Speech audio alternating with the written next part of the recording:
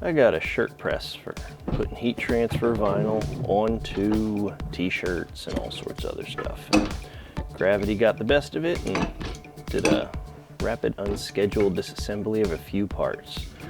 That plate's supposed to be attached to that arm, and there's supposed to be a wire attached to that plate. This guy right here decided it wanted to get yoinked right out of the back. So we're gonna take that plate apart, we're gonna wire it all back up and see how it goes. And if anybody out there is looking for a recommendation on one of these cheap Chinese shirt presses, we bought this thing on the super cheap off of Amazon. We didn't think it'd last a couple months, and 2 years later, using it constantly, we can't kill this thing. So they're not bad for a little over $100. Seems that the fall over tweaked that connector. I can't disconnect it, so I'm going to take apart this control box and see if I can't get a hold of the, I guess you'd say, the parent portion of that connector on the inside, so I can hold it steady with some vice grips or pliers and then break that loose, because I'm going to want to disconnect it to get it all fixed back up.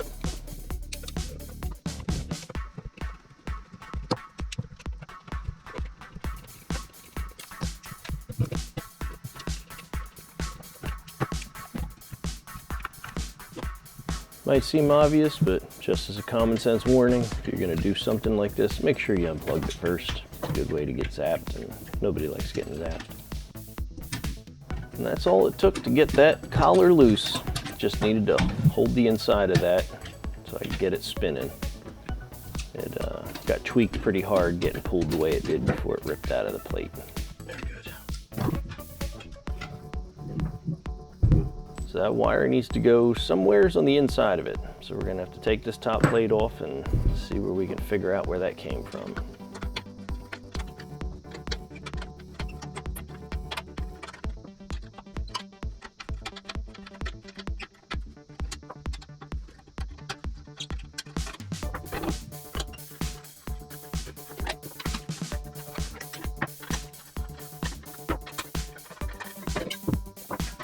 This made me laugh. That tiny little sheet of insulation that was in there, like it was going to do anything productive in any way. But I saved it, because if it was in there, it was probably doing a little something, if not much.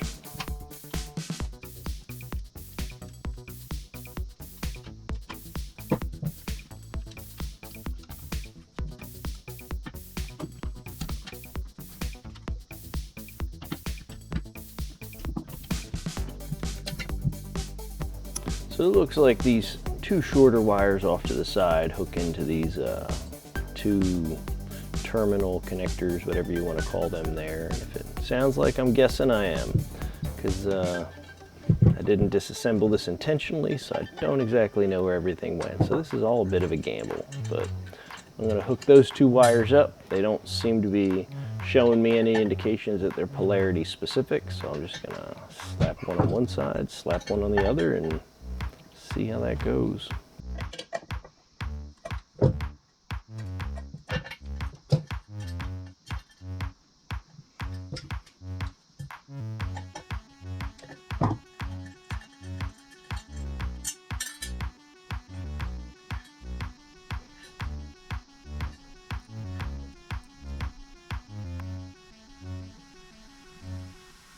So I've got myself a selection of connectors. I'm going to start out trying these blue ones. They seem like they'll work just fine, and if those don't, I'll move up to the yellow ones because they're a slightly larger gauge. So this longer lead here had been screwed into a kind of an O-ring connector right into the center of this plate. So I'm taking off its old connector, and then I'm just going to trim up the coating on that wire and reattach that to the middle and see how this goes. So if you're watching this and you're enjoying yourself, consider dropping a like, and if you've seen a couple of my videos and you're enjoying what you're seeing, consider subscribing. I greatly appreciate it. Thanks.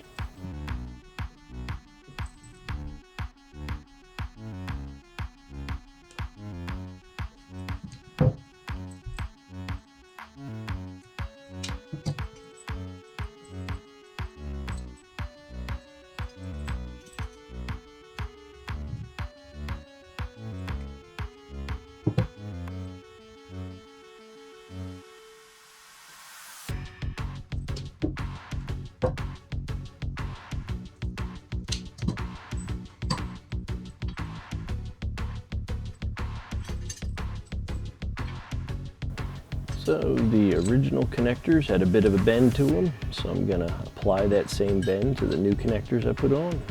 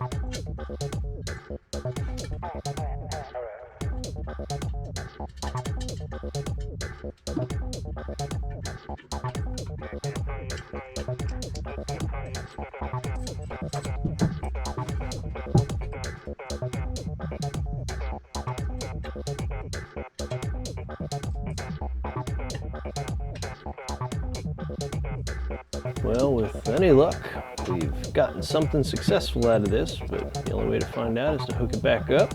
This connector's a little hammered, but no worse for wear, I'd say. So let's reassemble this control box. We can hook it all back up and see if it creates some heat.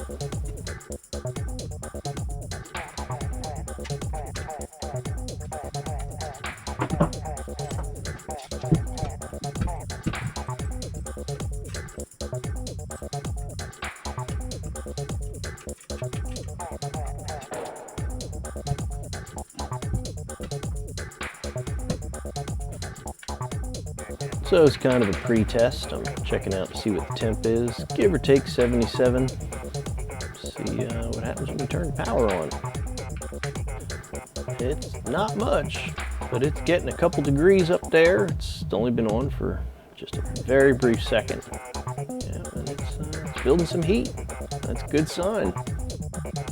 I've been itching to find a reason to put this in a video, and I've finally done it. I got myself one of those heat imagers, so you can see the control box is making some heat.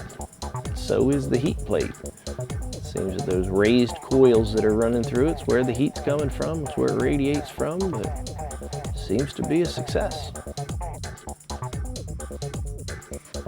So now that we've got one mission accomplished, let's see if we can get this all back together, put all the parts back where we found them, and test this thing out on doing a little bit of heat transfer vinyl on a shirt or something.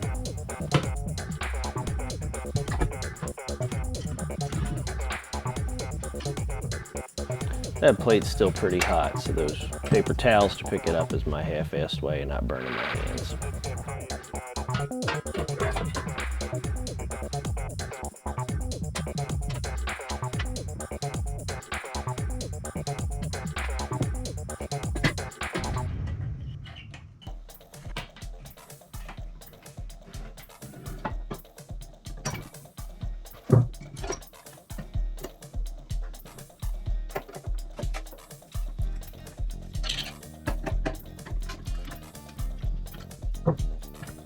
So this right here is how it's supposed to work. You lift that handle, lifts that head up. You drop that handle, press down on it, it applies pressure to whatever you're transferring to a shirt or a backpack or whatever it is that you're trying to smash some heat transfer vinyl onto. So that other connector that's connected in there already, that's for the switch for the lifting arm. It's got a counter on it, so if you want to set it for seconds of pressure or whatever. So that's it. Now that those two are connected, put that control box on and we can test it out.